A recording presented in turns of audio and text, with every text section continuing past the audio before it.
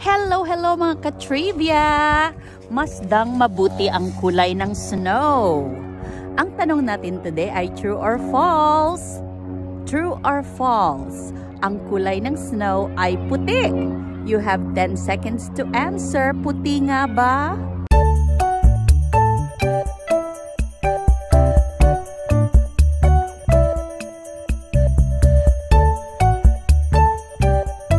The answer is false. Hindi talaga puti ang kulay ng snow.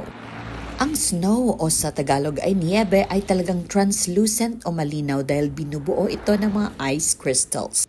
At kung kumalat na ang liwanag sa mga kristal ng yelo sa niebe, ang lahat ng kulay na nagsama-sama na sinasalamin ng kristal ng yelo o niebe ay naging puti. Kung sa pintura ang pinagsama-samang kulay ay nagiging itim, sa liwanag naman ang pagsasama-sama ng lahat ng mga kulay ay nagiging puti.